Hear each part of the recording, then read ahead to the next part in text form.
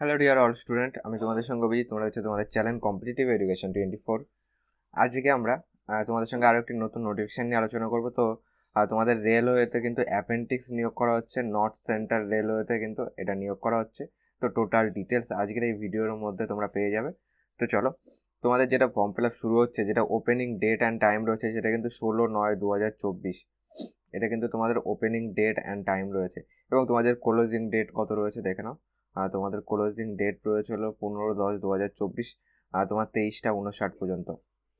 এরপরে আসো যে তোমাদের এরপরে তোমাদের ইম্পর্টেন্ট যেটা রয়েছে সেটা হলো তোমাদের আবেদন করতে হবে কিন্তু অনলাইনে, কিন্তু শুধুমাত্র অনলাইনে কিন্তু তুমি অ্যাপ্লিকেশন করতে পারো। ওয়েবসাইট কিন্তু এখানে দেওয়া রয়েছে, www.rrcpryi.org। এই ওয়েবসাইট থেকে কিন্তু তোমরা অনলাইনে আবেদন করতে পারবে। এরপরে যেটা আমাদের ইম্পর্টেন্ট সেটা হলো এলিজিবল কন্ডিশন কী রয়েছে। দেখো, এলিজিবিলিটি কন্ডিশন আমাদের রয়েছে যে আমাদের বয়স কত লাগবে। দেখো, আমাদের বয়স লাগবে হলো তোমার দেখো 15 থেকে 24 বছরের মধ্যে লাগবে। বয়সটা হিসাব করে 15/10/2024 এই তারিখ হিসাবে কিন্তু তোমরা বয়সটা হিসাব করবে। তারপরে দেখো, SC ST OBCরা কিন্তু তোমরা কিন্তু এরা 5 বছরের ছাড় পাচ্ছ। তোমার SC এবং STরা, আর OBCরা ছাড় পাচ্ছ হলো 3 বছরের। ওকে। আর যারা PWD রয়েছে তারা কিন্তু 10 বছরের ছাড় পাচ্ছ। নেক্সট আসো, যে তোমাদের এইখানে কিন্তু দেওয়া রয়েছে যে তোমাদের জন্ম তারিখ কতর মধ্যে কত হলে তোমরা ফর্ম ফিল আপ করতে পারবে। ওকে।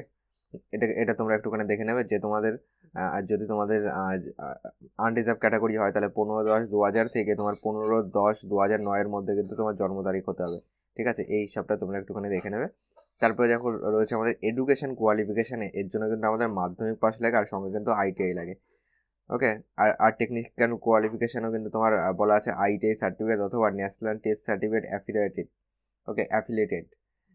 এর জন্য কিন্তু তো তোমার যেটা স্বীকৃত প্রতিষ্ঠান লাগবে NCVT অথবা SCVT, যে কোনো একটা থেকে করা থাকলেই কিন্তু তোমার হয়ে যাবে।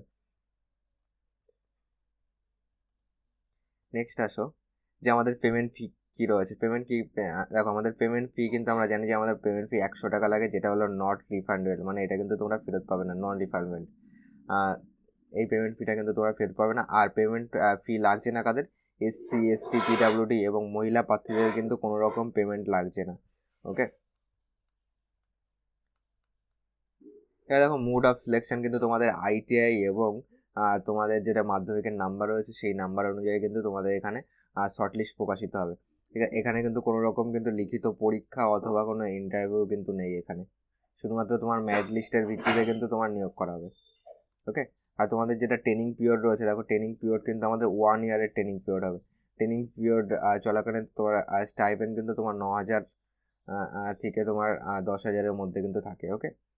হ্যাঁ, আর তোমার যেটা অ্যাপেন্ডিক্সের যেটা স্টাইপেন্ড তোমার সেটা কিন্তু দেওয়া হয়। তো এই ছিল আজকের নোটিফিকেশান।